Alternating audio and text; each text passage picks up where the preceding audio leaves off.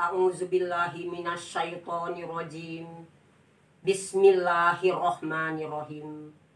Assalamualaikum warahmatullahi wabarakatuh. Hadirin yang berbahagia, izinkan saya di malam hari ini untuk menyampaikan tausiah saya dengan mengambil tema yang tak bisa maju, tak bisa mundur.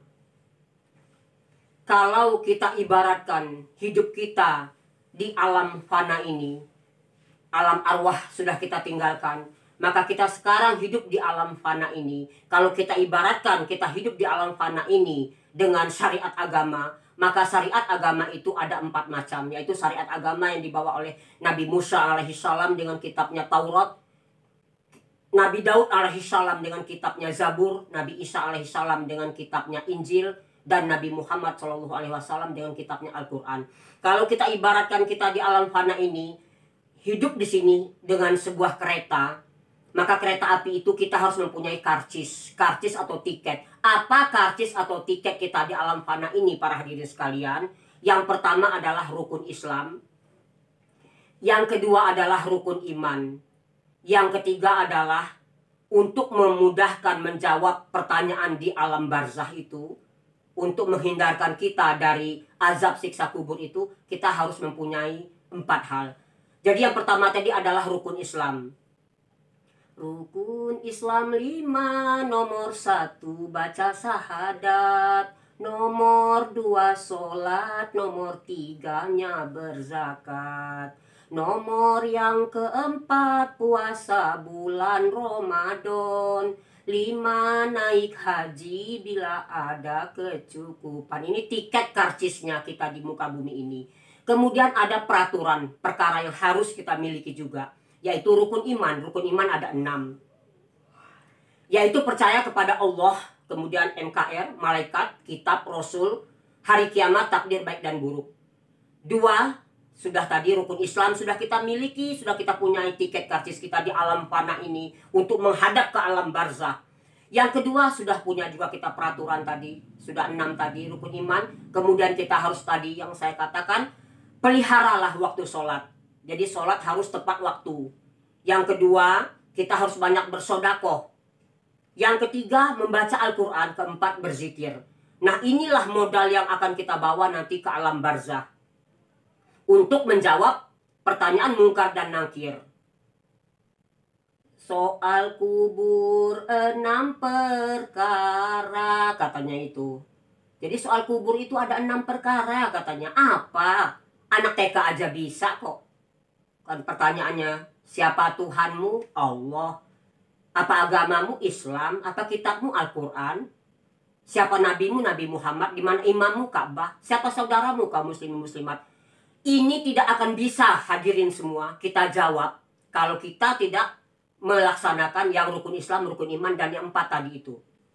Itu kalau kita bisa menjawabnya, kita akan diberikan kebaikan di dalam alam barzah. Tidak ada siksa kubur. Kemudian kita menunggu kereta selanjutnya yang akan membawa kita ke alam akhirat. Di alam akhirat pun kita mendapatkan pertanyaan juga. Apa pertanyaannya? 4 juga. Yaitu uhid singkatannya. Umur, harta, ilmu, jasmani. Umur, sejak engkau baligh, wahai Rosneli, sampai akhir hayatmu, apa yang kau kerjakan dengan umurmu itu? Yang kedua, tentang harta. Dari mana kau peroleh harta dan kemana kau pergunakan? Kemudian ilmu. Nah, ini ilmu yang saya tekankan. Saya tanda kutip garis dalam kurung ilmu. Ilmu yang kamu peroleh, wahai Rosneli, kau amalkan atau tidak? Ini pertanyaan nanti di hari kiamat. Baru kita diberi buku. Yang terakhir jasmani. Jasmani kamu yang kuat, gagah perkasa, apa yang kau kerjakan? Itu pertanyaan setelah hari kiamat untuk mendapatkan surat yang menentukan kita surga atau neraka. Hadirin, berhubung dengan pertanyaan-pertanyaan tadi, sehubungan dengan itulah karena ajal rezeki jodoh itu, ajal rezeki jodoh balak di tangan Tuhan yang Maha Kuasa. Maka di sini saya akan menceritakan 4 kisah. Kisah ini kisah nyata. Kalau biasanya saya bercerita tentang dongeng itu kisah yang apa namanya khayalan, ini kisah nyata. Yang bercerita adalah penumpang pesawat, di mana dengan adanya dia di situ dan ada seorang syekh, pesawat ini selamat seluruh penumpangnya. Pilot, kopilot, penumpang, awak kapal semua, kru selamat semua. Ini kisahnya, yaitu pesawat ini berangkat dari Abha menuju ke Riyadh.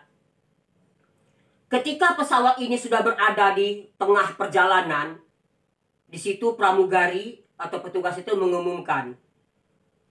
Pengumuman diberitahukan kepada para penumpang sekalian, para penumpang harap tenang, tidak usah gusar. Para penumpang diharap tenang, sehubungan kita semua akan kembali ke Bandara Abha karena ada kerusakan kecil.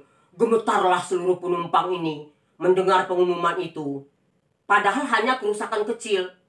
Akhirnya pesawat tadi yang akan menuju ke Riyadh kembali ke Bandara Abha tadi. Di situ kru membetulkan pesawat itu. Setelah pesawat itu baik kembali, karena kerusakannya hanya kecil, mereka terbang lagi. Apa yang terjadi para hadirin sekalian? Ketika sudah dekat ke kota Riyadh tadi, pesawat itu tidak bisa keluar ininya nih, bannya itu. Bannya nggak bisa keluar. Jadi pesawat itu hanya berputar-putar saja di atas Riyadh itu. Nggak bisa keluar ininya nih, bannya itu. Bannya nggak bisa keluar. Pilot sudah berusaha berulang kali untuk ke landasan. Untuk turun ke landasan. Nggak bisa-bisa juga. Akhirnya semua penumpang itu panik semua. Para wanitanya sudah menangis. Air mata mereka sudah bercucuran. Para wanita ini semuanya sudah menunjukkan seperti bagaimana antara hidup dan mati. Kemudian yang lain-lainnya juga semuanya sudah pada kacau balau, sudah pada panik semua. Nah, penumpang yang bercerita kisah nyata ini tadi, dia ingat kepada Allah. Allah Subhanahu wa Ta'ala yang menciptakan langit, bumi, wa ma bainahuma, dan apa yang ada di antara keduanya. Dia ingat.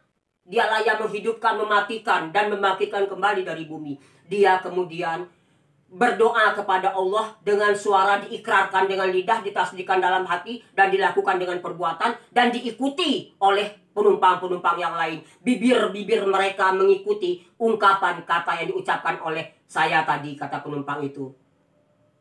Apa yang dibaca oleh penumpang yang selamat tadi? Seluruh penumpang pesawat itu selamat itu. La ilaha illallah Muhammadur Rasulullah, la ilaha illallah Muhammadur Rasulullah, la ilaha illallah Muhammadur Rasulullah, la ilaha illallah wahdahu la syarikalah, lahul mulku wa lahul hamdu, yuhyi wa yumit wa huwa ala kulli syai'in qadir.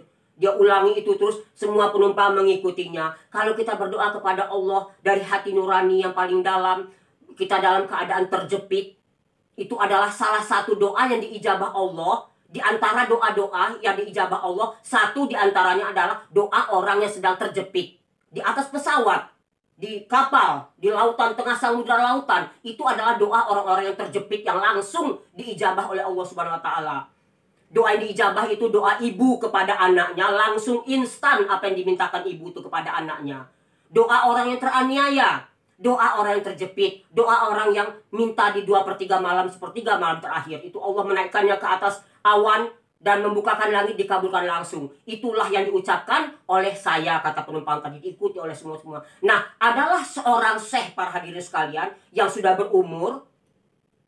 Syekh ini kemudian berdiri. Dia mengajak seluruh penumpang. Para penumpang kapal dari Abha menuju ke Riyadh.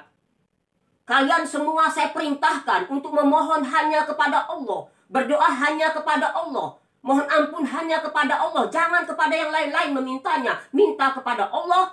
Bertobatlah kepada Allah. Berzikirlah. Dan bertasbihlah. Semua laksanakan. Mereka semua melaksanakannya. Alhamdulillah, syukur para hadirin sekalian. Setelah 10 kali mencoba mendarat di landasan tidak berhasil. Maka yang ke-11 kalinya. Hampir yang ke-12 kalinya. Pesawat tadi dengan doa saya, katanya penumpang tadi. Dengan ajakan daripada Syekh tadi. Pesawat tersebut bisa mendarat dengan selamat. Dan kami semua keluar dari pesawat. Seolah-olah kami keluar dari kuburan, katanya. Maka setelah keluar, mereka itu semuanya bersyukur kepada Allah. Mereka semuanya sujud mohon kepada Allah atas keselamatan itu. Mereka berjanji. Mulai detik itu mereka hanya minta kepada Allah. Ud'uni astajib lakum. Firman Allah Subhanahu wa taala, "Mintalah kepadaku," kata Allah, "niscaya akan aku kabulkan segala permintaanmu itu jika aku ridho," kata Allah. Hadirin, itu adalah kisah nyata dari penumpang pesawat. Yang kedua adalah kisah nyata di Damaskus. Seorang ibu dengan anak. Ibu tadi seorang janda, punya anak hanya satu-satunya, semata wayang belahan jiwa kesayangannya, tapi dia kaya raya, hartanya berlimpah ruah. Punya anak cuma satu-satunya, anaknya akan berbisnis ke negara lain. Dia sudah beli tiket. Tiket itu, kapalnya, pesawatnya itu akan take off, tinggal landas. Katanya jam sekian. Dia pesan sama ibunya, "Bu, tolong bangunkan aku jam sekian karena pesawat akan landas jam sekian. Akan tinggal landas jam sekian, akan take off jam sekian." "Iya," kata ibunya. Kemudian ibunya membuka radio. Di sana kan di Damaskus itu kan radio gitu ya, siaran radio khusus cuaca. Begitu dibacanya cuaca itu, cuaca buruk, tidak bersahabat. Langit mendung, angin bertiup kencang. Maka ibunya nggak mau bangunin anaknya itu, takut anak itu nanti istilahnya itu mati di dalam pesawat itu. Maka setelah dia merasa pesawat itu sudah berangkat, dibangunkan anaknya. Ternyata para hadirin sekalian, anaknya telah berpulang ke rahmatullah di atas tempat tidur. Jadi kalau ajal nggak bisa maju, nggak bisa mundur. Lari dari kematian, takut mati di pesawat, mati di tempat tidur. Tanpa sakit apa-apa. Itu kalau Ijroil sudah datang. Yang ketiga adalah cerita dari Syekh Ali At-Tantawi. Dia mengisahkan dua kisah, yaitu supir truk dengan supir bus. Supir truk pemilik daripada truk Laurio. Ya, truk ini namanya itu Laurio. Ini truk ini khusus membawa peti jenazah.